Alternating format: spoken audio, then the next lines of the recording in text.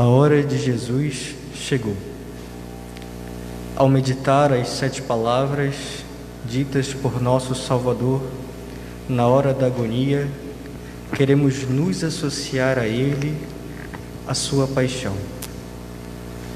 Diante do que foi dito por Ele na cruz, nós também somos convidados a nos abandonar na sua paixão.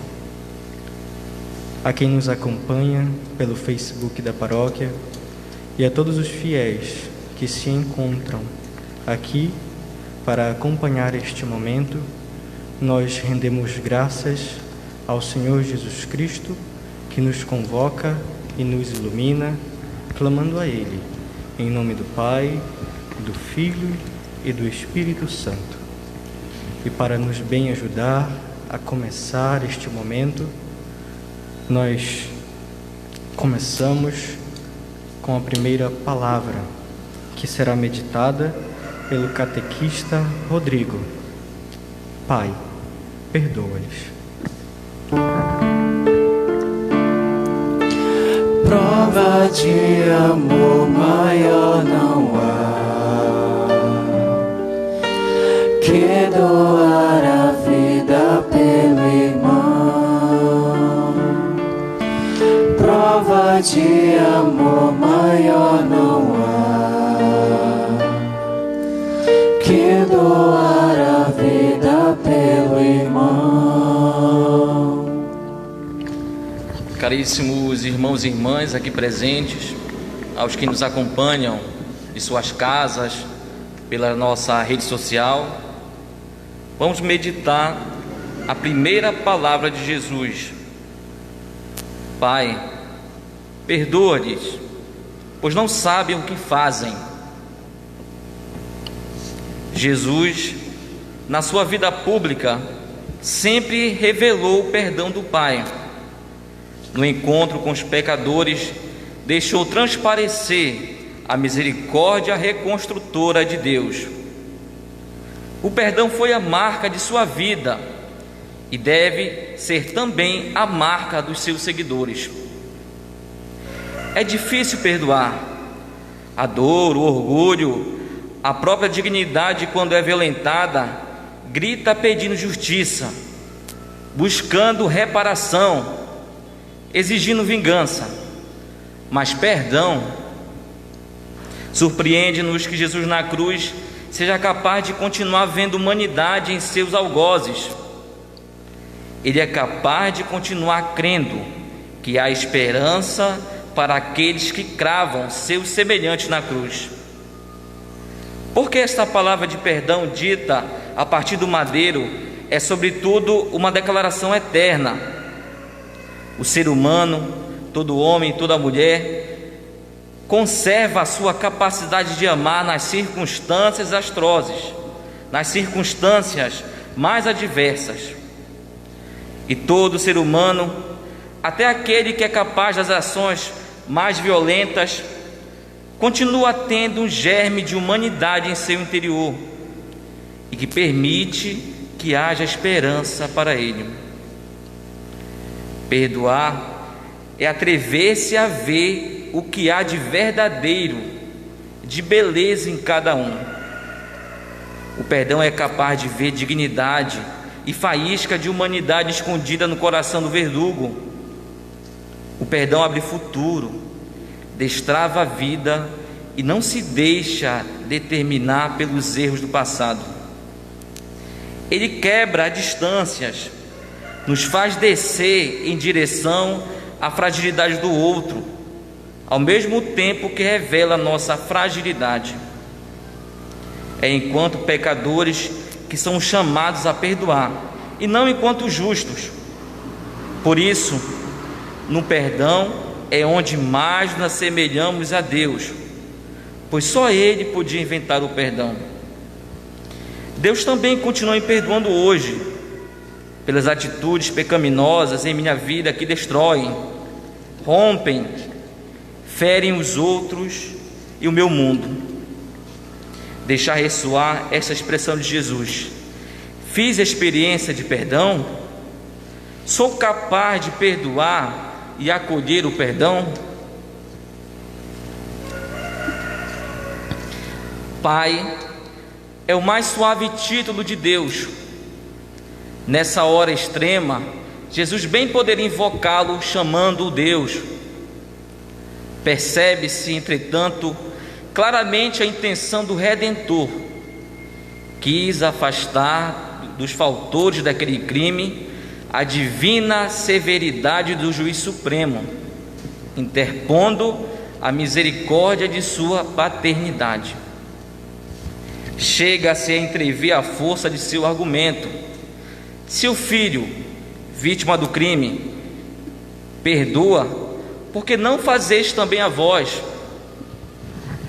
É a primeira palavra que os divinos lábios dele pronunciam na cruz, e nela já encontramos o perdão. Perdão pelos que lhe infligiram diretamente seu martírio. Perdão que abarca também todos os outros culpados, os pecadores. Neste momento, portanto, Jesus pediu ao Pai também por mim. Embora não houvesse fundamento para expulsar o desvário e a ingratidão do povo, a sanha dos algozes, a inveja e o ódio dos príncipes e dos sacerdotes, tão infinita foi a caridade de Jesus que ele argumenta com o Pai. Pai, porque não sabem o que fazem. A ausência absoluta de ressentimento faz descer do alto da cruz a luminosidade harmoniosa e até afetuosa do amor ao próximo como a si mesmo. Ouvindo essa súplica, chegamos a entender quanta isenção de ânimo havia em Jesus na ocasião em que expulsou os vendilhões do templo. Era de fato o puro zelo pela casa de seu Pai. Sendo Cristo crucificado, estas são as primeiras palavras postas à sua boca pelo evangelista São Lucas. Podemos imaginar o grande tormento e a grande dor que sentira, já dilacerado pelas dores físicas, sentia de aprisionar uma dor maior, a dor da ingratidão, do desprezo. Ainda assim, não hesita em clamar o perdão dos que dele zombavam e cravavam atrozmente os pregos em suas mãos e pés.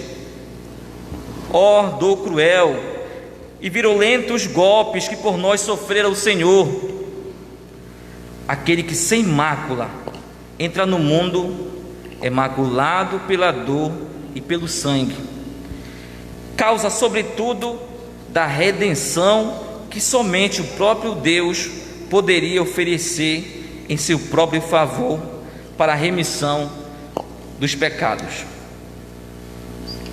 Esta primeira palavra, proferida quase que simultânea à crucificação, concretiza o que outrora Jesus dissera no Sermão da Montanha: amai os vossos inimigos, fazei bem aos que vos odeiam, orai pelos que vos maltratam e perseguem.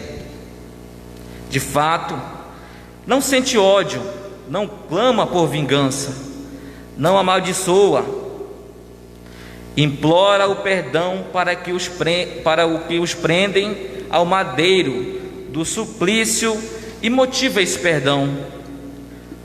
Pai, eles não sabem o que fazem. Quando as pessoas ainda hoje não sabem o que fazem, quando violentam a fé do povo com leis ou ideologias que virulentamente são apresentadas ou impostas, quantos não sabem o que fazem quando racionalizam a fé de tal forma que a expõe ao senso do ridículo? A ignorância de fato salva, mas não queiramos permanecer ignorantes, pois há uma gritante divergência entre aquele que é ignorante por falta de acessibilidade de meios que os ajudem e aqueles que querem permanecer ignorantes. Em sua trilogia Jesus de Nazaré, o Santo Padre Bento XVI escreveu: a ignorância reduz a culpa, deixa aberta a estrada para a conversão, mas não se trata simplesmente de uma desculpa, porque ao mesmo tempo que revela uma insensibilidade do coração, uma insensibilidade que resiste ao apelo da verdade. Portanto, façamos dessa hora, amados irmãos e irmãs, o preciso momento para o perdão e para a sensibilidade, reconhecendo que quem não perdoa a si também não poderá perdoar os outros, e quem não se aceita, tampouco aceitará os demais. Senhor Jesus Cristo, vós que perdoaste os vossos algozes, clamaste a misericórdia de Deus e regenerastes a humanidade com vosso perdão, concede-nos a graça de também nós perdoarmos aqueles que nos atacam e almejam por ver a nossa destruição. Concede-nos não apenas palavras, mas sobretudo amor, esperança e compaixão, para acolhermos aqueles que se empenham a nos denegrir.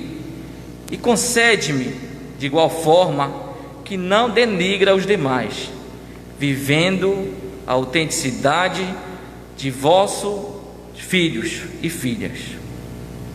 Louvado seja o nosso Senhor Jesus Cristo. Para sempre seja louvado. Amor maior não há que doar a vida pelo irmão. Prova de amor maior não há que doar a vida pelo irmão. Nós vos adoramos e vos bendizemos, Senhor Jesus Cristo, porque pela vossa santa cruz remistes o mundo. Após pedir do Pai o perdão para os seus algozes, nosso Senhor Jesus Cristo se volta para o ladrão arrependido, que lhe pede que se associe a ele quando estiver em sua glória. Hoje mesmo estarás comigo no paraíso. E para nos ajudar a meditar esta palavra, nós gostaríamos de convidar o Paulo, que é guarda da paróquia de Santa Isabel de Portugal. Oh, belíssimo esposo, mais belo que todos os homens, santo, santo és tu. Belíssimo esposo, esconde-me em teu lado aberto, em tua chaga de amor, de amor.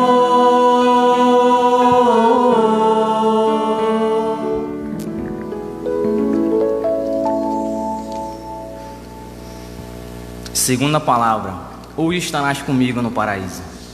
Para que o nome de Jesus ficasse difamado, os judeus crucificaram-no entre dois ladrões, cumprindo assim a profecia de Isaías. Ele foi colocado no meio dos malfeitores. Pois Jesus sempre viveu em más companhias, e agora morre entre dois ladrões. O Senhor permitiu isso a fim de dar-nos um exemplo de conversão sincera, e ao mesmo tempo uma prova excelente de sua infinita misericórdia. Quando Jesus profere a segunda palavra na cruz, observamos dois ladrões crucificados com ele, um de cada lado. Nestes dois ladrões, vemos a prefiguração de duas atitudes que podemos abraçar em nossa vida: a atitude do desespero, em meio ao sofrimento, zombando da salvação, e por conseguinte, a do Salvador, e a atitude do reconhecimento e confissão do pecado, em meio ao sofrimento presente, como vista na esperança de uma glória futura. São Lucas nos relata que dois dos ladrões, Um não se convence de que Cristo era o Salvador, e o outro se converteu. O bom ladrão, vendo que seu companheiro maldoso o insultava, pôs-se a repreendê-lo, dizendo: nem sequer teme a Deus, tu que sofres a mesma pena. Para nós é justo sofrermos, pois estamos recebendo o que merecemos. Mas ele não fez nada de mal. Esse malfeitor, tocado pela serenidade e testemunho de Jesus, rouba o paraíso. Em meio aos insultos e gozações, nasce do seu coração uma surpreendente vocação: Jesus, lembra-te de mim quando entrares no teu reino. Essa afirmação do bom ladrão, ela não é vamos dizer assim, que ele afirma que hoje ele está com Jesus no paraíso. Ele não deixa uma dúvida no ar: Senhor, quando eu tentar no paraíso, se der, lembra-te de mim. Não, ele afirma: Senhor, lembra-te de mim. Devemos ter essa atitude do bom ladrão, esse afirmamento, não essa dúvida: será que quando eu partir desta vida eu vou ter um lugarzinho no céu? Não, eu tenho que ter em mente que eu vou ter um lugar, praticando aquilo que Jesus nos ensina nas Sagradas Escrituras. Com essas palavras, ele reconhece Jesus no seu verdadeiro Senhor. Não se trata de um discípulo ou seguidor de Jesus. O evangelista Lucas nos apresenta um malfeitor, um ladrão, como um admirável exemplo de fé no crucificado, e que no último instante de sua vida roubou a promessa de vida que acontece no hoje. Hoje estarás comigo no paraíso. Na cruz, o bom ladrão praticou a fé, confessando que merecia a morte, e não se atrevendo a esperar por perdão antes da confissão de suas culpas, pregou exaltando a inocência de Jesus. Praticou, sobretudo, o amor para com Deus, aceitando com paciência a morte como perdão de seu pecado. Essa paciência que devemos ter com Jesus, não é tipo, eu quero tudo para agora. Não, tudo é no tempo de Deus. Essa paciência que o bom ladrão teve, eu tenho que ter na minha vida. Eu tenho que seguir com paciência, orando sempre. À primeira vista, parece um paradoxo que dos lábios de um homem aparentemente derrotado e praticamente moribundo, mostre uma palavra de vida, acompanhada de uma certeza que se faz eterna, ou seja, válida para todo momento, em um presente sempre atual.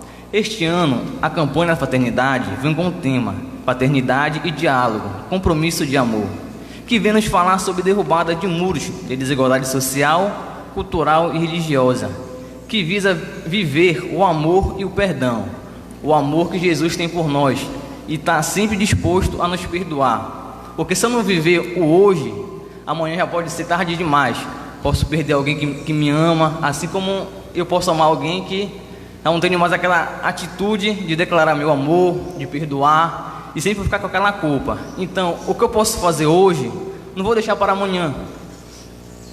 O hoje de Jesus significa todo momento, qualquer instante em que ouvintes ou leitores se abrem à palavra de Deus.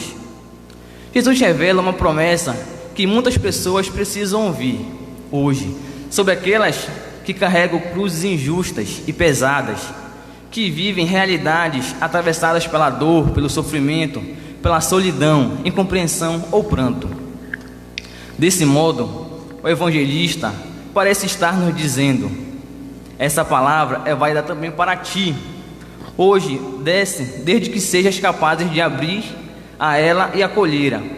Também para ti há uma promessa de vida, que não se acaba na fronteira da morte.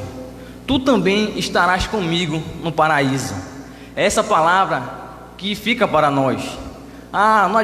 Não quer dizer que eu tenha que seguir tudo o que o ladrão fez. Vou pecar minha vida toda e no meu leito de morte eu pedir perdão, eu me converter. Não, eu tenho que partir de hoje, tenho que converter a partir de hoje. A todo dia eu tenho que ter uma nova conversão. E louvado seja o nome do nosso Senhor Jesus Cristo. Para sempre seja louvado. Ó belíssimo esposo, mais belo que todos os homens, santo, santo és tu.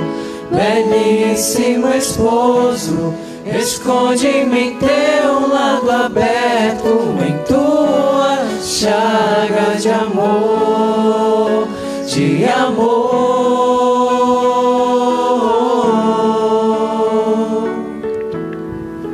Nós vos adoramos, Senhor Jesus Cristo, e vos bendizemos, porque pela vossa santa cruz remistes o mundo. Subimos com Jesus à cruz, e assim como o ladrão arrependido, também queremos dele estar no paraíso. Após escutar de Jesus que hoje também nós estaremos com ele no paraíso, nos voltamos para sua mãe e acolhemos dela a maternidade, a filiação eterna. Escutamos na terceira palavra de Jesus o brado que grita: mulher, eis aí o teu filho. E para meditar conosco a terceira palavra, nós queremos convidar a Lívia, que é do grupo de coroinhas.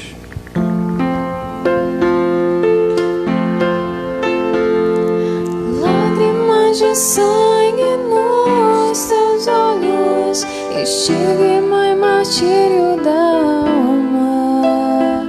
Mãezinha, minha vida, pra igreja eu quero consumir. Quero estar ao teu lado na cruz, sofrendo as dores de Jesus, e dizer que na loucura da cruz vou seguir. Mulher, eis aí o teu filho. Tendo entregado-se todo pela nossa salvação, já prestes a morrer, Jesus ainda nos quis deixar o que ele tinha de mais precioso nesta vida, a sua querida mãe. E como Jesus confiava nela, a tal ponto de querer para nossa mãe também.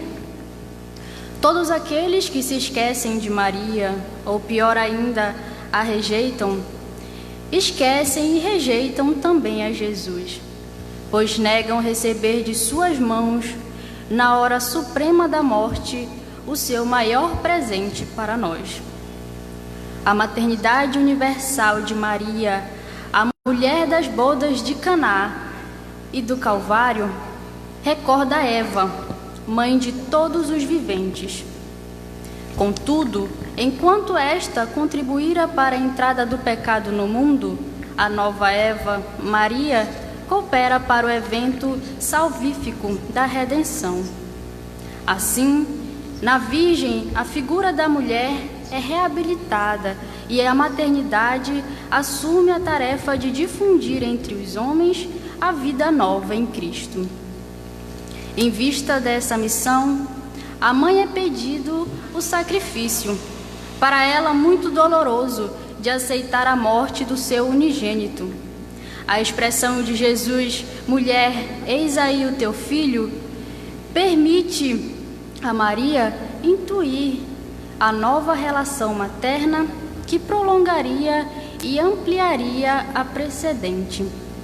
O seu sim a esse projeto constitui, portanto, o assentimento ao sacrifício de Cristo, que ela aceita generosamente na adesão à vontade divina. Ainda que no desígnio de Deus, a maternidade de Maria se destinasse desde o início a estender-se à humanidade inteira, só no Calvário, em virtude do sacrifício de Cristo, ela se manifesta na sua dimensão universal. As palavras de Jesus, eis aí o teu filho, realizam aquilo que exprimem, constituindo Maria mãe de João e de todos os discípulos destinados a receber o dom da graça divina. Na cruz, Jesus não proclamou de modo formal a maternidade universal, mas instaurou uma concreta relação materna entre ela e o discípulo predileto. Nesta escolha do Senhor, pode-se divisar a preocupação de que essa maternidade não seja interpretada em sentido vago, mas indique a intensa e pessoal relação de Maria com cada um dos cristãos. Possa cada um de nós, precisamente devido a essa concretude da maternidade universal, reconhecer plenamente nela a própria mãe, entregando-se com confiança ao seu materno amor. Apesar da sua dor inimaginável na cruz, Jesus demonstrou sua preocupação com os outros, estendeu misericórdia para soldados brutais e o ladrão condenado. Depois, ele olhou e viu ao pé da cruz um grupo de mulheres, e o seu olhar caiu sobre sua mãe, e perto dela, um dos seus amados discípulos. A presença dela com os discípulos de Jesus durante o seu sofrimento e depois da ressurreição é uma das provas mais interessantes da divindade de Cristo. Jesus é o Filho de Deus, mas naquelas palavras na cruz, ele também se mostrou um filho exemplar no seu cuidado de Maria, a mulher abençoada por Deus, com o grande privilégio de criar o Salvador que veio para resgatar dos nossos pecados.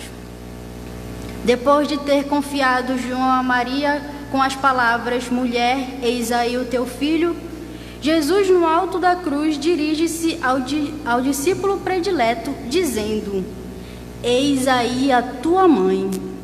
Com esta expressão, ele revela a Maria o vértice da maternidade, enquanto mãe do Salvador. Ela é a mãe também dos remidos e de todos os membros do corpo místico do Filho.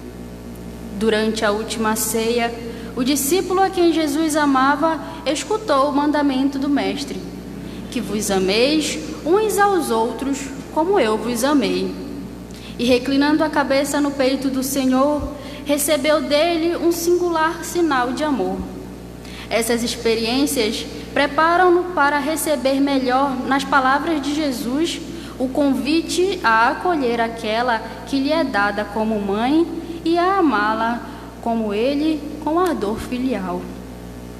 Oxalá todos descubram nas palavras de Jesus: eis aí a tua mãe, o convite a aceitar Maria como mãe, respondendo como verdadeiros filhos o seu amor materno. Essas palavras exprimem a intenção de Jesus de suscitar nos discípulos uma atitude de amor e confiança para com Maria, conduzindo-os a reconhecer nela a própria mãe, a mãe de todos os crentes. Na escola da Virgem, os discípulos aprendem como João a conhecer profundamente o Senhor e a realizar uma íntima e perseverante relação de amor com Ele. Descobrem, além disso, a alegria de se confiarem ao amor materno da mãe, vivendo como filhos afetuosos e dóceis. A Virgem acolheu no silêncio a elevação a este máximo grau da sua maternidade de graça, tendo já dado uma resposta de fé com o seu sim na Anunciação. Jesus não só recomenda a João que cuide de Maria com particular amor, mas confia-lhe para que reconheça como a própria mãe.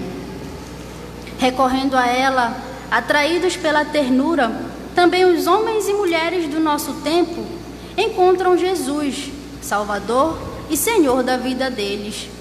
Sobretudo os pobres, provados no íntimo, nos afetos e nos bens, a encontrarem refúgio e paz junto à Mãe de Deus. Redescobrem que a verdadeira riqueza constitui para todos na graça da conversão e dos seguimentos de Cristo.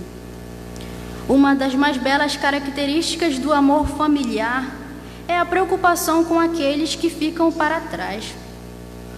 Quantas mães lutam contra as doenças terríveis com a vontade de sobreviver para cuidar dos seus filhos? Quantos idosos oram a Deus diariamente pedindo somente para viver tempo suficiente até o fim da sua jornada terrestre para cuidar dos seus cônjuges. Estas atitudes refletem o amor de Jesus, que Ele mesmo nos mostrou na cruz, quando providenciou para o cuidado de sua mãe. Nós aqui presentes hoje e todos que nos acompanham pela página do Facebook da paróquia, que ainda temos os nossos pais vivos, podemos aprender uma grande lição com esse exemplo de Jesus. Louvado seja o nome de nosso Senhor Jesus Cristo. Para sempre seja louvado. Lágrimas de sangue nos seus olhos, estigma e martírio da alma. Mãezinha, minha vida, pra igreja eu quero consumir. Quero estar ao teu lado na cruz, sofrendo as dores de Jesus, e dizer que na loucura da cruz vou seguir. Nós vos adoramos, Senhor Jesus Cristo, e vos bendizemos, Porque pela vossa santa cruz remistes o mundo. Jesus que quis que nós não fôssemos órfãos e deixou para nós sua mãe.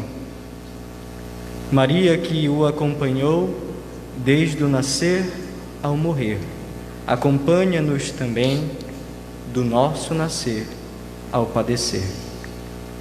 Maria, mãe da igreja e nossa, aponta para a cruz para que a sigamos. Chegamos então à hora da agonia de Jesus. Chegamos com Ele ao ápice do abandono e do sofrimento humano do Deus feito homem.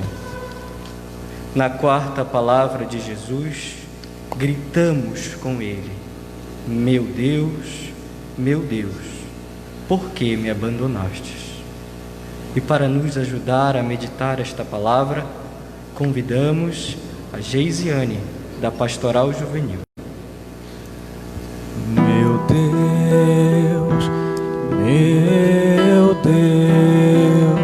por que me abandonastes? Por que me abandonastes? Meu Deus, por que me abandonastes? Por que me abandonastes? Desde o meio-dia é noite em Jerusalém. A escuridão sobrenatural tudo cobriu. Às 3 da tarde, Jesus gritou com voz forte: Eloi, Eloi, lama sabachthani, que quer dizer: meu Deus, por que me abandonaste?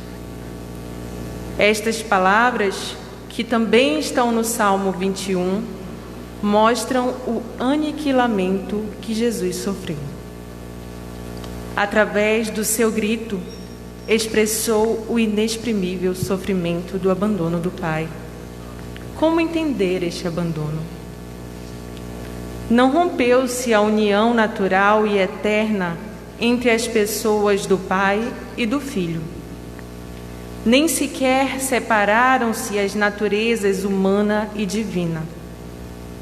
Jamais se interrompeu a união entre a graça e a vontade de Jesus. Perdeu Jesus temporariamente a união de proteção para que ele experimentasse, sem pecar, a solidão sentida por meio do pecado. Jesus experimentou a debilidade da natureza humana. Jesus clama em alta voz. Seu grito rasga, não somente os ares naquele dia, naquele instante, mas rasga os céus na história. Mas naquele dia, os ouvidos não estavam atentos ao seu clamor. Era necessário com que Jesus falasse com força.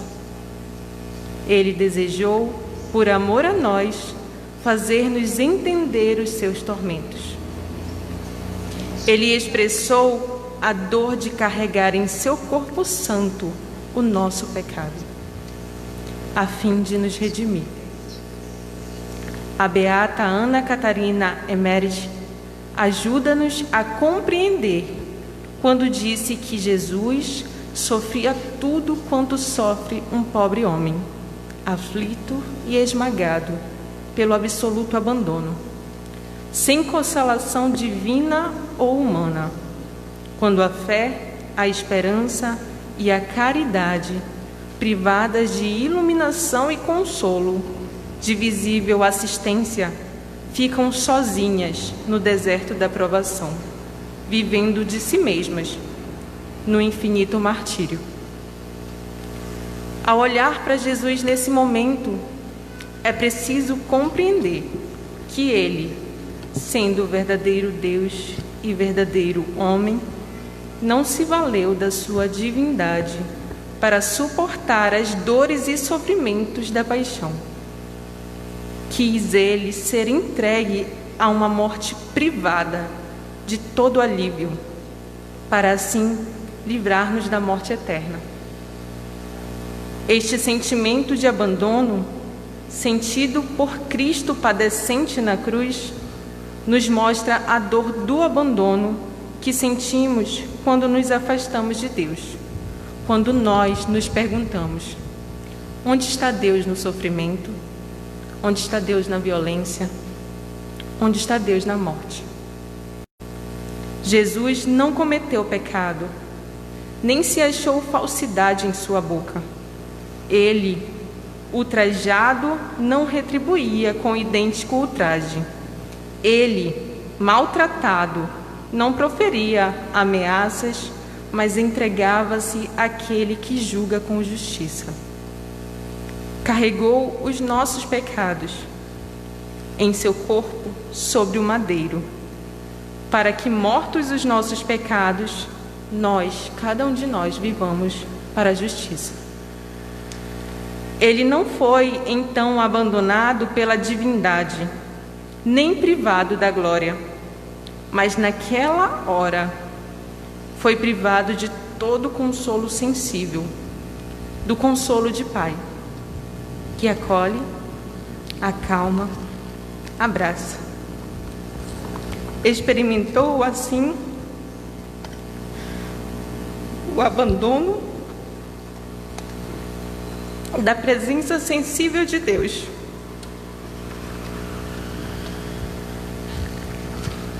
O grito de Jesus condensa o grito da humanidade sofredora.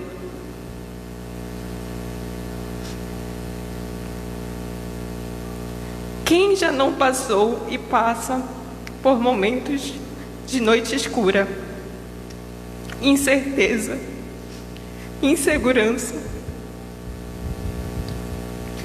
Quem já não viveu experiências de abandono na família, na sociedade, falta de sentido na vida, solidão, rejeição?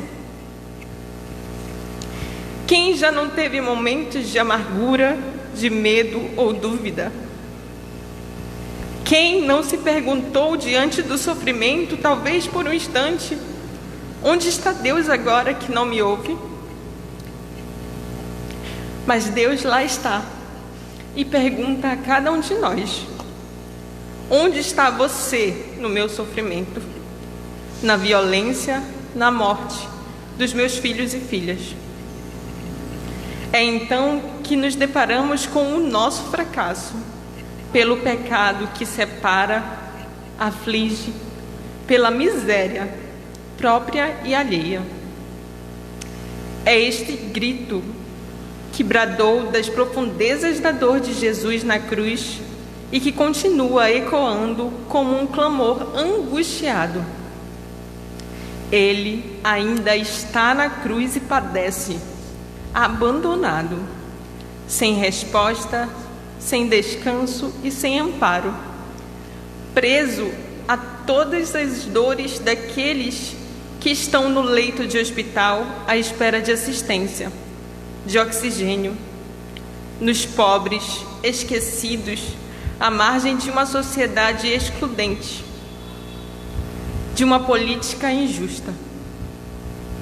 Não são poucos os gritos dos que sofrem, e esse mesmo abandono está nas indiferenças, grandes ou pequenas, nas famílias dilaceradas pelo luto, pelo desamor, desemprego, fome, infidelidades, nos jovens mergulhados em caminhos e periferias distantes de Deus, nos idosos desrespeitados do seu valor e sabedoria. Está entre as gerações, está na própria igreja. O abandono também está em nós. O grito dos sofredores é sempre forte, forte pela violência das necessidades e das urgências para a garantia de uma vida digna. O Cristo abandonado ainda grita, e grita fortemente, para que nossos ouvidos possam se abrir, para que nós possamos ouvi-lo. O grito de Cristo é um convite a um compromisso solidário, para ouvir a sua voz, para ouvir a sua dor, a sua solidão. Seu grito revela uma presença no próprio abandono e faz dele um rico tesouro, embora de imediato não se sinta. É uma presença que não fica no vazio, mas aponta para a vida. A grandeza da obediência de Jesus o fez beber o cálice da solidão. O abandonado que se abandona por nós, cada um de nós. Ofereceu-se como faz o amor, a si mesmo por nós. Só o amor pode nos explicar tamanho abandono. E hoje, o amor nos ensina a nos abandonar também no amor do Pai. Não é um abandono solitário, mas livre e fiel, de entrega ao Deus da vida. Por isso, é necessário deixar ressoar este grito de Jesus. Hoje, nos unimos ao sofrimento de seu martírio e, enxertados no madeiro, colocamos os nossos gritos, o nosso sofrimento, a nossa rejeição, para que, junto ao Cristo abandonado, também atravessemos, como Ele, para o Cristo ressuscitado.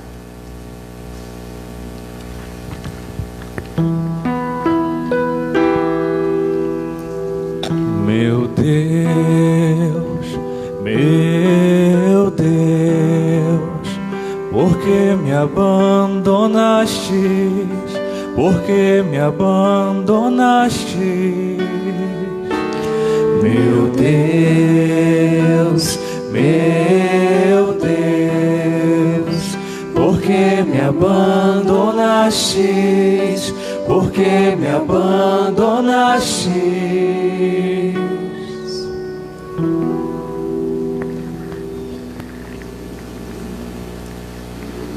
Abandonados com Jesus no sofrimento, nós dizemos com Ele: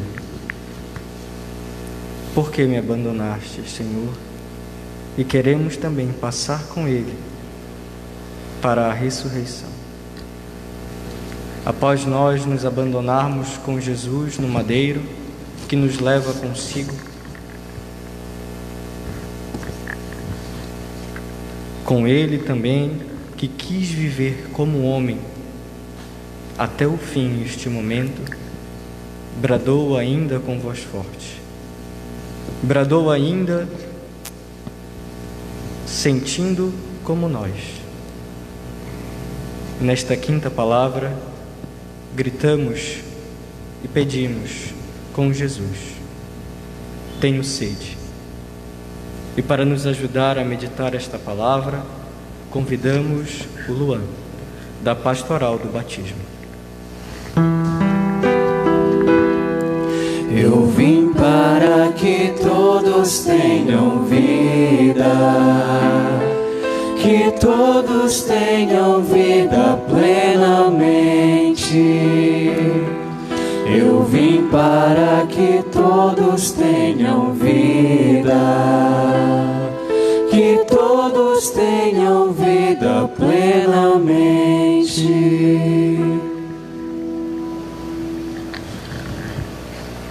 Depois, sabendo Jesus que todas as coisas já estavam consumadas, para que se cumprisse a Escritura, disse: tenho sede.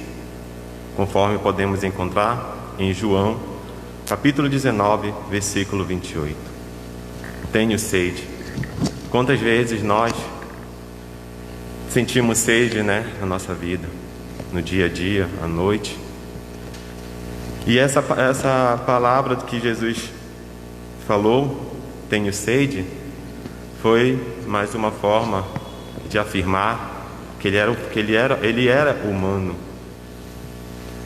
Nessa crucificação dele, ele foi tentado: se tu és filho de Deus, salva-te a ti mesmo. E essa palavra veio dar essa confirmação a todos ali, que muitos duvidavam, muitos achavam que de fato ele era um falso profeta. E esse tenho sede confirma a parte da natureza humana de Jesus. Não era uma reclamação ou um pedido, mas uma afirmação clara de que ele era de carne e osso, tinha fome e sede, como todos os humanos. E por isso que ele se compadece de nós, pois ele conhece todas as dores, todas as nossas dores. E essa sede de Jesus nesse momento, quando sentimos sede, procuramos logo água, E nesse momento, ele ofereceu o vinagre, que naquela época o vinagre era a bebida dos condenados. E se a gente for procurar o sentido da palavra sede, ela tem fosse a necessidade do nosso organismo da água, do nosso organismo de ter água. E nesse momento, Jesus estava tendo essa necessidade não propriamente do nosso organismo de beber água, mas sim a necessidade de nos salvar, porque ele já sabia que tudo estava consumado. Então, nesse momento, é mais um momento de humildade de Jesus que ele tem conosco, de compaixão, de misericórdia, pois ali estava cumprindo a missão de Deus conosco. A Páscoa é a celebração do amor de Deus conosco, através da vida de Jesus. Jesus morre para nos dar a vida, para nos salvar. Então a Páscoa é essa linda celebração, uma celebração de vida, de amor de Deus conosco. Jesus derrama boa quantidade de seu precioso sangue durante a flagelação. As chagas em vias de cicatrização foram reabertas ao longo do caminho, e ainda mais quando lhe arrancaram as roupas para crucificá-lo. O pouco sangue que ali restava escorria pelo sagrado lenho. Por isso, a sede tornou-se altíssima. Além desse sentido físico, a sede de Jesus significava algo a mais. O divino Redentor tinha sede da glória de Deus e da salvação das almas.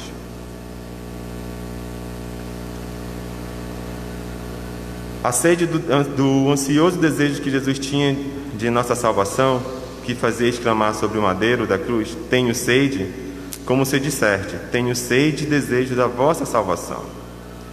E esse momento de tenho sede, essa vontade, esse desejo da sede de Jesus, não foi só naquele momento da sua crucificação. Esse desejo de salvar continua até hoje nos nossos dia a dia.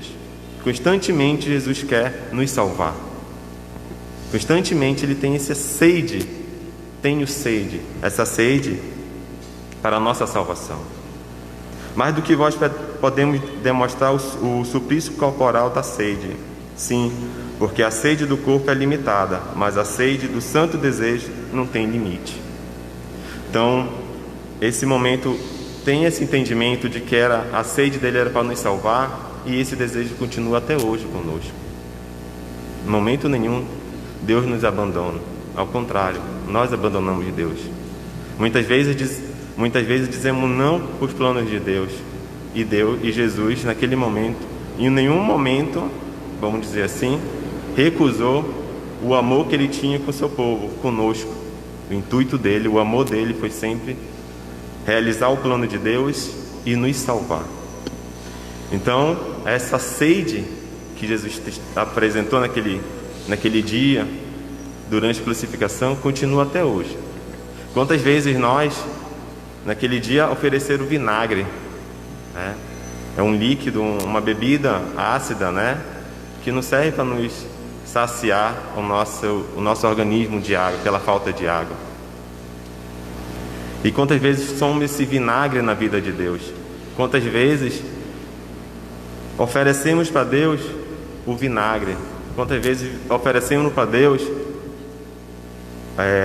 as costas, a ingratidão, o esquecimento?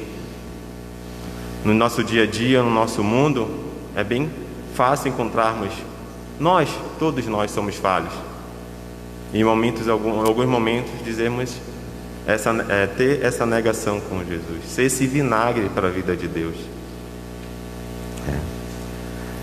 Essa sede do Senhor é mais do que a sede de água, é sede de almas a serem salvas com seu próprio sacrifício, que o consumava naquela hora.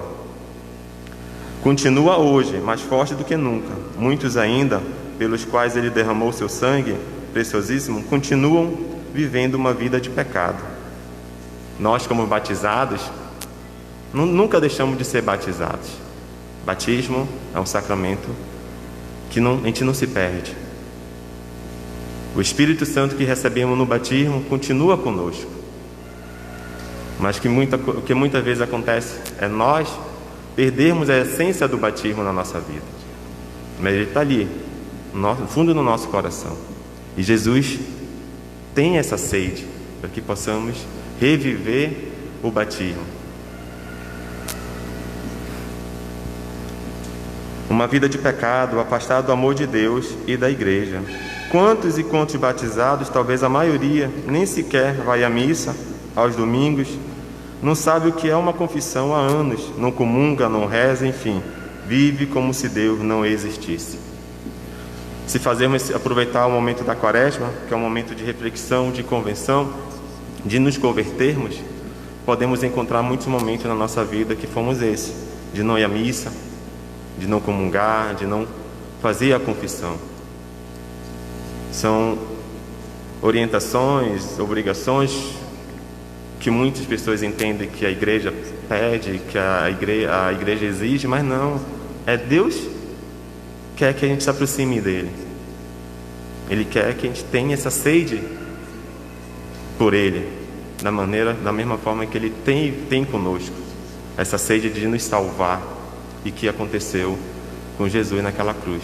Ele foi crucificado para nos salvar.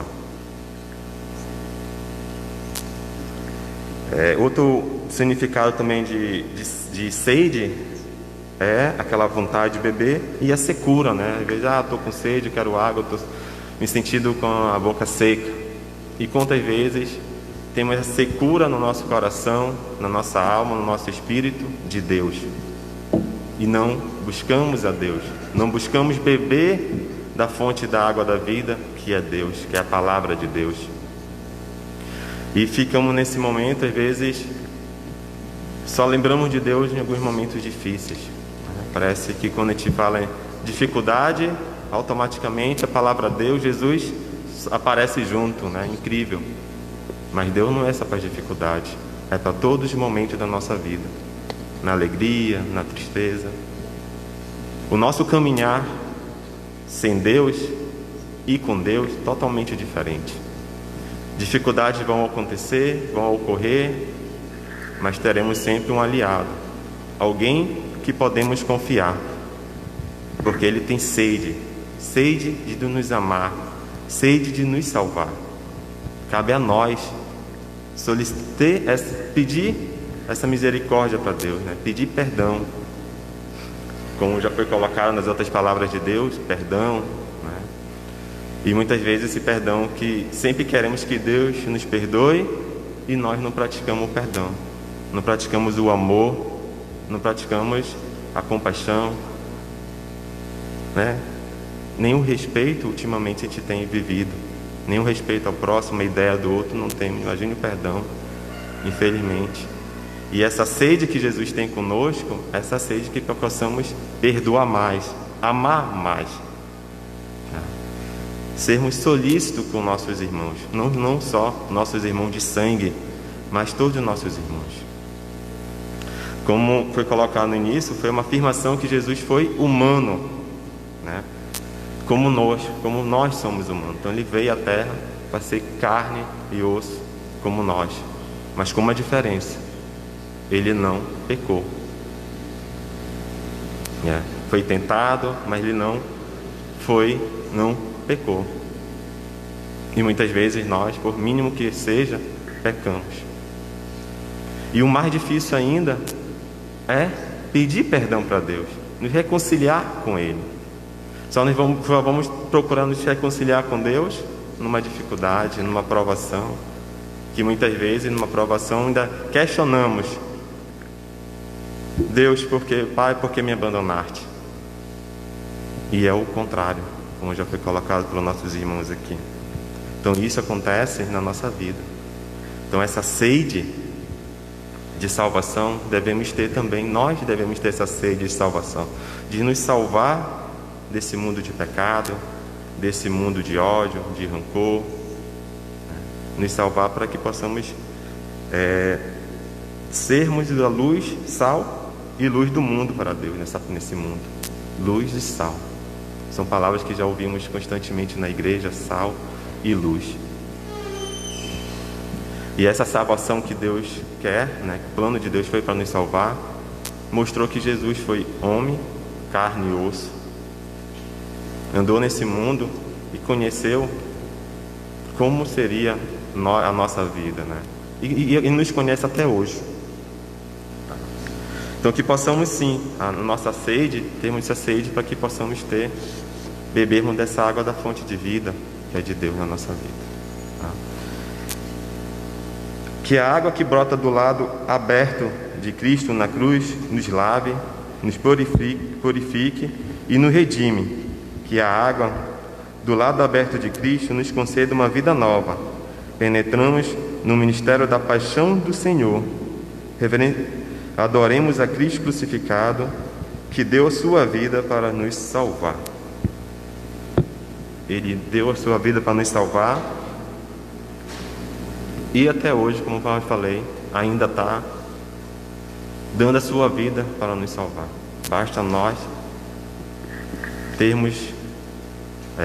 pedir misericórdia para Deus, nos voltar para Deus, pedir perdão para Ele. Deus é tão maravilhoso que a gente pode estar despencando e quando chegar lá pertinho para nos ter contato com o chão, Ele vai estar ali com a sua mão para nos aparar. Durante toda a queda, talvez a gente não acredite, não vai acontecer nada, eu vou conseguir. Mas quando a gente está chegando bem pertinho, quando eu me pedir a misericórdia e reconhecer que Deus é a nossa salvação, com certeza Ele vai nos buscar, nos restaurar as nossas vidas. Porque a sede dEle é para nos salvar. A sede que Jesus teve naquele momento na cruz foi para nos salvar. E como falei, essa sede continua até hoje. Basta nós dizermos sim para essa água, para essa vida que Deus quer para o nosso dia a dia. Amém? Amém. Eu vim para que todos tenham vida,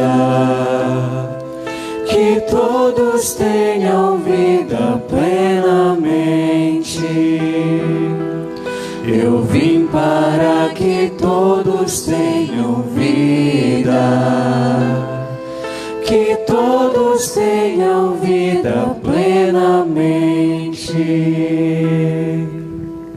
nós vos adoramos, nosso Senhor Jesus Cristo, e vos bendizemos. Porque pela vossa Santa Cruz remistes o mundo. No momento mais alto da aridez de Jesus, ele brada por sede, sede de justiça, de misericórdia, sede de nós. Não só grita por sede, mas também do seu lado faz brotar a água que nos sacia. Ao associar-nos à sede de Jesus, queremos responder também a Ele, que nós queremos nos saciar da sua água. Após passadas as horas de Jesus e o ápice do seu sofrimento, Ele, sabendo e amando tudo desde o início, sabia que naquele momento tudo estava consumado. E nesta sexta palavra, aonde dizemos com Jesus, confirmando a sua missão de nos salvar até o fim, tudo está consumado. E para nos ajudar a meditar esta sexta palavra, nós convidamos a Simone, da Pastoral da Evangelização. Teu sangue cura, Senhor, teu sangue cura com amor, teu sangue tem poder para curar-me. Teu sangue cura, Senhor, teu sangue cura com amor, teu sangue tem poder para curar-me. Tudo está consumado. Com a morte de nosso Salvador na cruz, no Calvário, estava cumprida a mais grandiosa missão jamais entregue a alguém. Nosso Senhor morreu como Filho de Deus na cruz, mas como homem legítimo suportou toda a tortura envolvida no cumprimento de sua missão. O tempo passava, hora após horas, e ele se mantinha firme, padecendo as dores mais cruéis para cumprir a maior e mais difícil missão jamais imposta a algum homem sobre esta terra. O Filho de Deus foi incumbido da difícil missão de salvar a humanidade ainda antes da fundação do mundo. Nosso Senhor já existia antes da criação do mundo. Naquele tempo, um profundo amor caracterizava a comunhão entre Pai e Filho. Na oração sacerdotal, o próprio Jesus disse a seu Pai: Tu me amastes antes da fundação do mundo. João 17:24. Quando ainda não havia nada do que vir a ser criado, o Pai e o Filho já existiam, ligados a um amor imenso. Nesse tempo, o Filho foi encarregado da mais árdua missão de todos os tempos. Ele, o mais amado do Pai, foi feito Cordeiro de Deus. Nesse ponto, somos confrontados com um contraste muito forte. Por um lado, o Pai ama seu Filho acima de tudo, mas por outro lado, é justamente esse Filho o predestinado ao matadouro para vir a ser o Cordeiro de Deus. Ainda antes da fundação do mundo, aconteceu mais um fato que alvoroçaria de forma indescritível tanto o céu como a terra.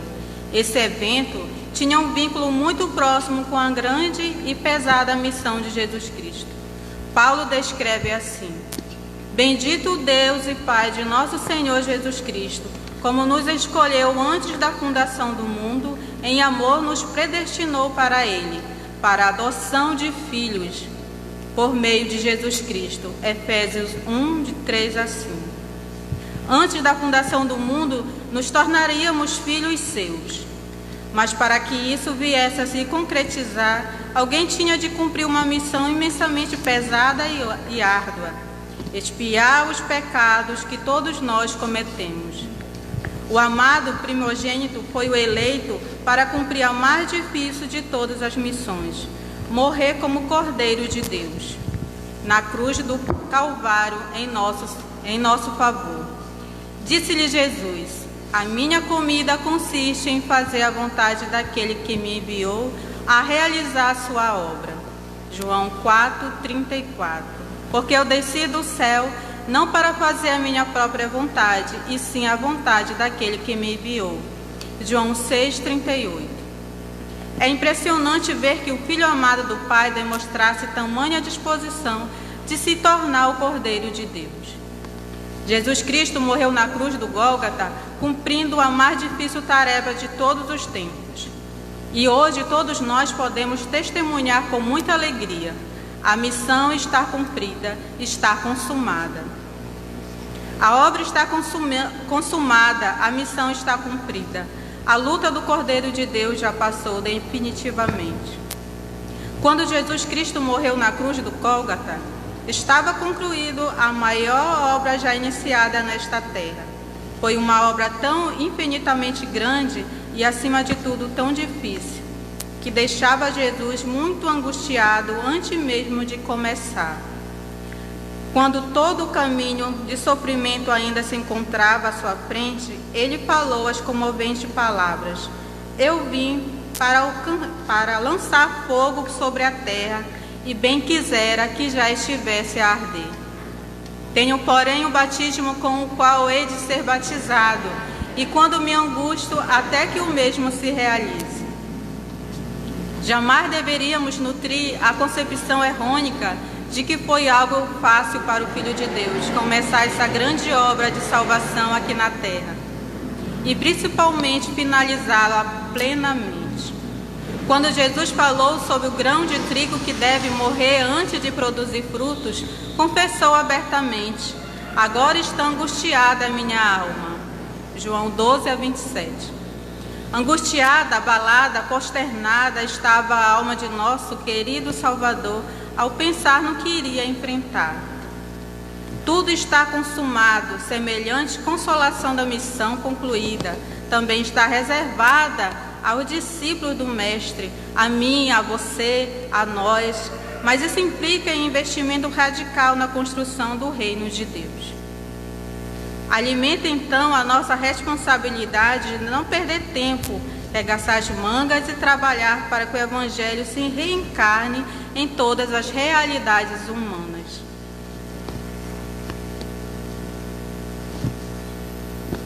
Foi para isso que Jesus veio, foi para isso que Ele morreu na cruz, para que nós pudéssemos ser salvos, para que nós pudéssemos ser felizes e ter essa belo exemplo de Jesus Cristo, que foi morrer por nós, pelos nossos pecados.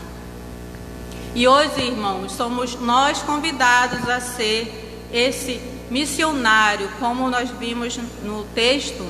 Fala que Jesus, desde da fundação, antes da fundação do mundo, ele já foi escolhido por Pai, por Deus Pai. Deus precisou do Deus Pai, e Ele precisa agora de nós, construtores de um novo reino. Precisamos ser esse discípulo, ter essa missão, para que no final da nossa existência terrestre possamos dizer, agraciados: Senhor, tudo está consumado, assim como Jesus fez. Compromisso de Deus, lembrando da campanha da fraternidade que fala, fraternidade e diálogo, compromissos de amor. Compromisso de Jesus foi esse, nos salvar, vinha a esta terra para nos salvar e sofreu por nós. Sendo santo, sofreu, padeceu, chorou, se angustiou, mas foi fiel a esse compromisso. E hoje nós somos chamados, como batizado cristão, católico também, a essa missão de ser construtores de pontes, construtores do amor, do diálogo, da compreensão, da caridade. Jesus fala: tudo está consumado, está pronto, pronto para você, para mim, para nós, para que nós sejamos felizes, sejamos ressuscitados. Essa é a promessa de Jesus por nós. Que nada nos abale, porque nós temos esse compromisso que Deus fez por nós, morreu por nós, não é? Para que nós possamos ser felizes, para que mesmo com o sofrimento que estamos passando hoje, mas que nós podemos crer que Ele morreu por nós, para que nós possamos ser felizes, para que nós também possamos amar o nosso próximo. Quis também tirar da carta pastoral, sozinho não dá, só dá com.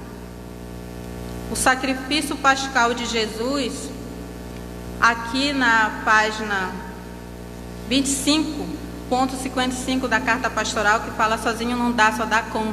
Jesus precisa de nós para construir esse reino, para que nós possamos, igual a ciranda da campanha, que nós possamos segurar na mão de cada um, para que nós possamos ser felizes e acreditar cada vez mais que Jesus é esse Salvador.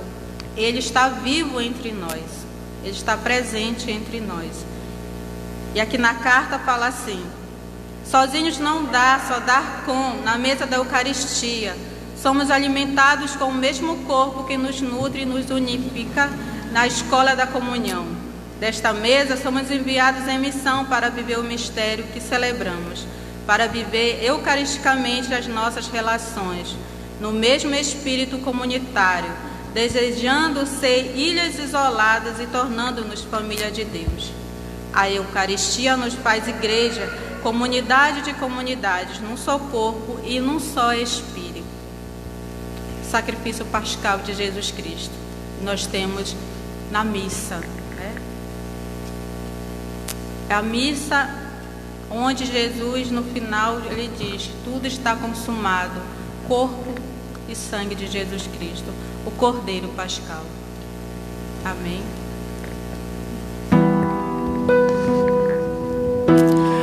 Teu sangue cura, Senhor, teu sangue cura com amor, teu sangue tem poder para curar-me. Teu sangue cura, Senhor, teu sangue cura com amor, teu sangue tem poder para curar-me. Nós vos adoramos, nosso Senhor Jesus Cristo, e vos bendizemos, porque pela vossa santa cruz remistes o mundo. Jesus, tendo amado os seus que estavam no mundo, amou-os até o fim. Consumou assim a sua missão de vir por meio do Pai para nos salvar. Entre a sexta e última palavra, o véu do santuário se rasgou, e do céu acolhemos a salvação. Naquela tarde de trevas, naquela tarde escura, brilhou pelo sangue do Cordeiro a salvação que escorreu no madeiro da cruz. Na sétima palavra, gritamos com Jesus, que do início ao fim da sua missão se dirigiu ao Pai, dizendo: Pai, em tuas mãos eu entrego o meu espírito. Para nos ajudar a meditar a sétima palavra, nós convidamos a Flávia da Pastoral da Liturgia. Vitória, tu reinarás, ó cruz, tu nos salvarás. Vitória, tu reinarás, ó cruz, tu nos salvarás. Na cruz do Calvário, na hora de respirar pela última vez, então Jesus clamou em alta voz: Pai, em tuas mãos entrego o meu espírito. E dito isto, expirou. A conduta e as atitudes na hora da morte geralmente refletem as atitudes demonstradas ao longo da vida. Jesus é um perfeito exemplo deste fato. Durante seus anos na terra, ele se mostrou confiante e dependente do seu Pai.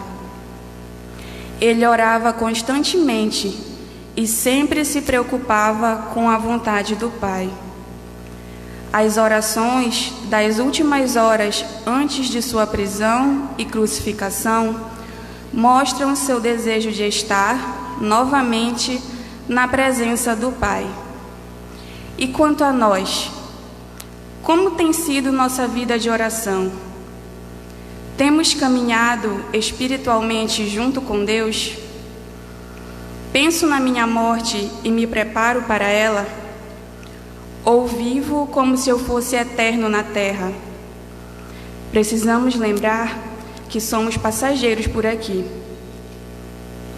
São Francisco de Sales, em seu livro A Filoteia, no capítulo 13, na página 56, reflete sobre a morte, dizendo: pensa na incerteza no dia da tua morte. Ó minha alma, tu sairás um dia deste corpo. Quando será, porém? Será no inverno ou no verão? Na cidade ou na aldeia?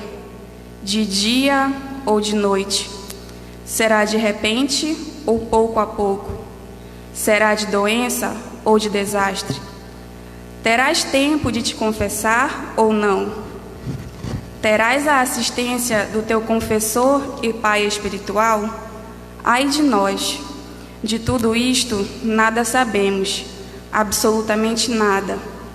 A única coisa certa é que morreremos, e sempre mais cedo do que pensamos. Por isso é necessário que nós nos convertamos o mais rápido possível.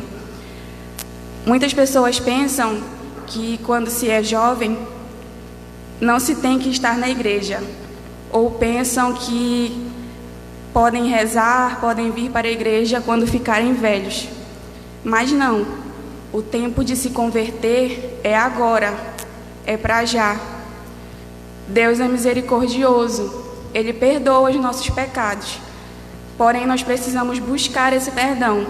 E para que nós possamos buscar esse perdão, nós precisamos buscar primeiramente a conversão. Jesus foi rejeitado, traído e negado pelos homens, mas achou conforto e refúgio no Pai. Encarou a morte com tranquilidade, porque confiou naquele que tomara conta do seu espírito. Ele acreditou no que havia ensinado aos seus discípulos. Os homens podem maltratar e até matar o corpo, mas Deus valoriza cada um e cuida do espírito eterno.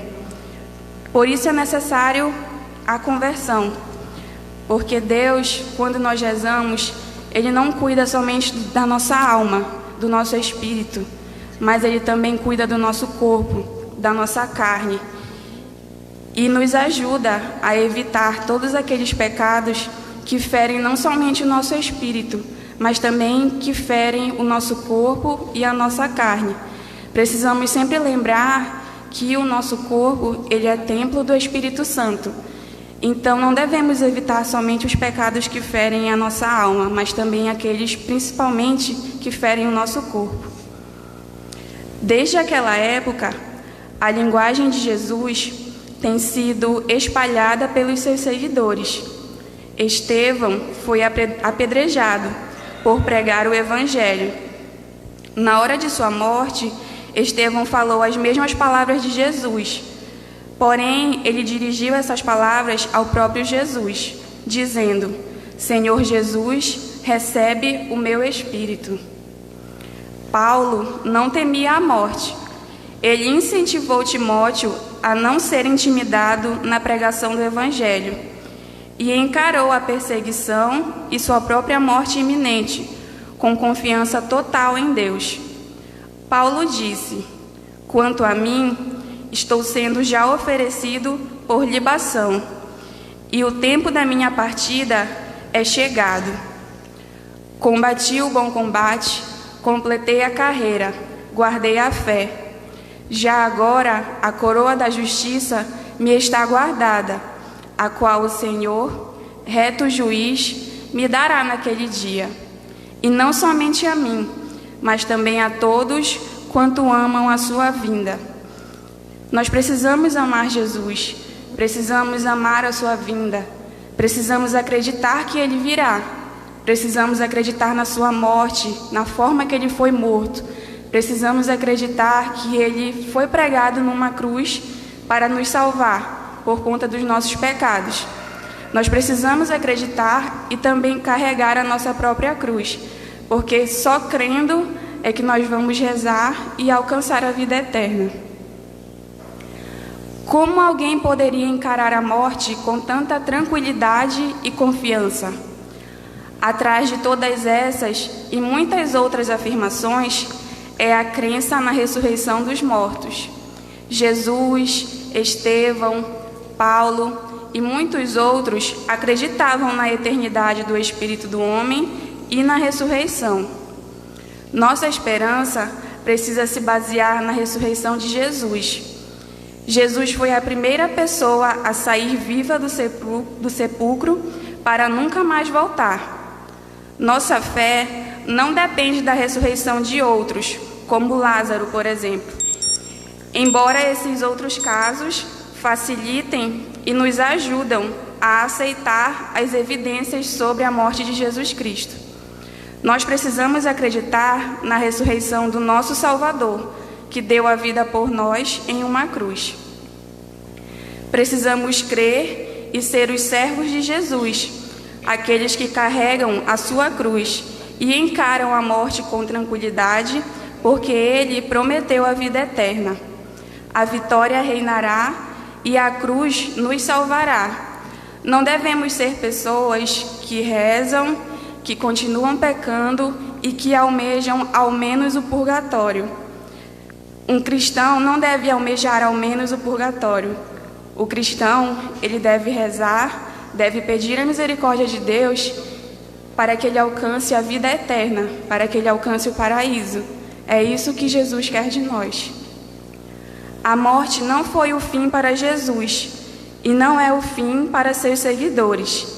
Ele foi para a presença do Pai, onde nos espera. Louvado seja o nome de nosso Senhor Jesus Cristo. Para sempre seja louvado. Vitória, tu reinarás, ó cruz, tu nos salvarás. Vitória, tu reinarás, ó cruz, tu nos salvarás. Nós vos adoramos, nosso Senhor Jesus Cristo, e vos bendizemos. Porque pela vossa Santa Cruz remistes o mundo. Após passadas as palavras de Jesus, com ele nos colocamos aos pés da cruz. Neste momento, na terra, reinava um silêncio. Silêncio daqueles que tinham crucificado o Salvador. Silêncio nosso que a cada dia, com os nossos pecados, continuamos a crucificar o Senhor. Até às 3 horas daquela tarde, reinou o silêncio e a escuridão da vida que nos deu a vida. Da vida que, passada para a morte, ressuscitaria para nos ressuscitar. Com Jesus estamos na cruz, em sua paixão. Agradecemos a todos os fiéis que nos acompanharam pela página do Facebook e a todos aqueles também que aqui presentes pudemos experienciar a agonia salvífica de Jesus, que não se fecha no silêncio, mas irrompe o grito da ressurreição. Acompanhe-nos pela página do Facebook às 3 da tarde com a celebração da Paixão. E a todos aqueles que aqui estão presentes estão convidados a meditar e a silenciar com Jesus no madeiro Salvador. Em nome do Pai, do Filho e do Espírito Santo. Amém.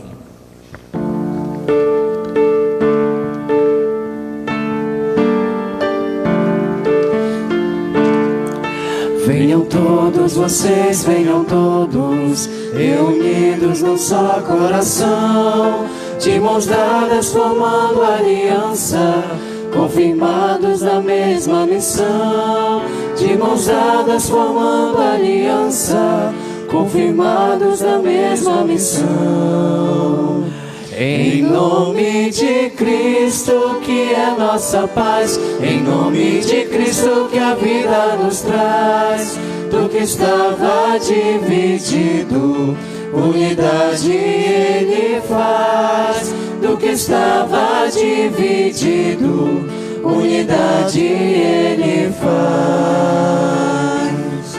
Venham todos vocês, meus amigos, caminhar com o Mestre Jesus. Ele vem revelar a Escritura, como fez no caminho Emaús. Ele vem revelar a Escritura, como fez no caminho Emaús. Em nome de Cristo, que é nossa paz, em nome de Cristo, que a vida nos traz, do que estava dividido, unidade Ele faz. Do que estava dividido, unidade Ele faz. Venham todos vocês, testemunhas, construamos a plena unidade, no diálogo comprometido, com a paz e a fraternidade. No diálogo comprometido, com a paz e a fraternidade. Em nome de Cristo, que é nossa paz, em nome de Cristo, que a vida nos traz, do que estava dividido, unidade Ele faz. Do que estava dividido, unidade Ele faz. Venham todos, mulheres e homens, superar toda polaridade, pois em Cristo nós somos um povo, reunidos na diversidade. Pois em Cristo nós somos um povo, reunidos na diversidade. Em nome de Cristo, que é nossa paz, em nome de Cristo, que a vida nos traz, do que estava dividido, unidade Ele faz. Do que estava dividido, unidade Ele faz. Venham jovens, idosos, crianças, e vivamos o amor, compromisso, na partilha do dom da esperança, e na fé que se torna serviço. Na partilha do dom da esperança, e na fé que se torna serviço.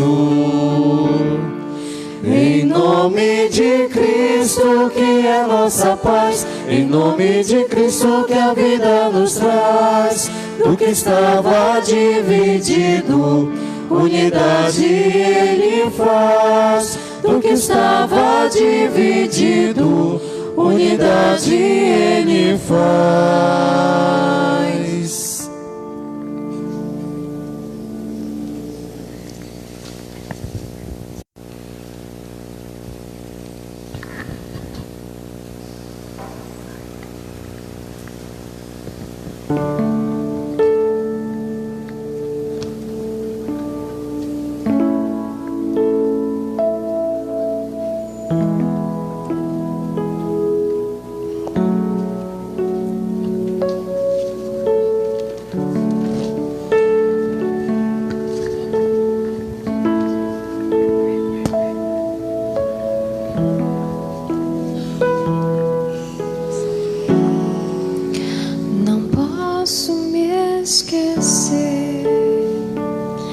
existem promessas, Pai, que existem palavras que você falou pra mim.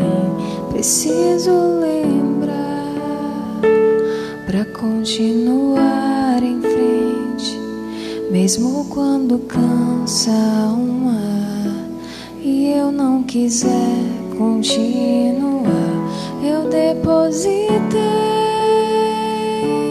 aqui nos seus pés o que me prendia. Não é mais problema para mim.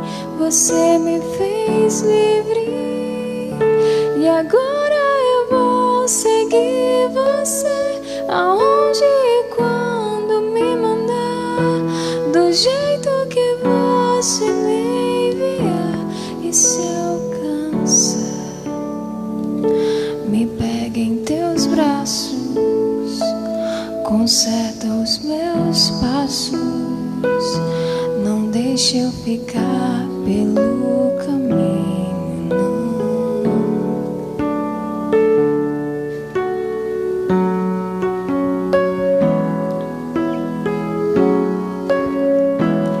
Eu depositei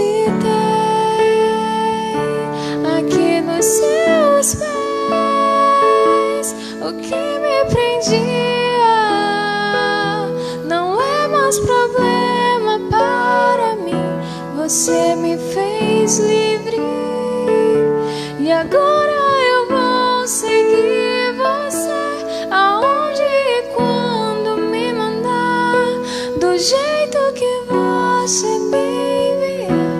E se eu cansar, me pega em teus braços, conserta os meus passos, não deixe eu ficar pelo caminho, não.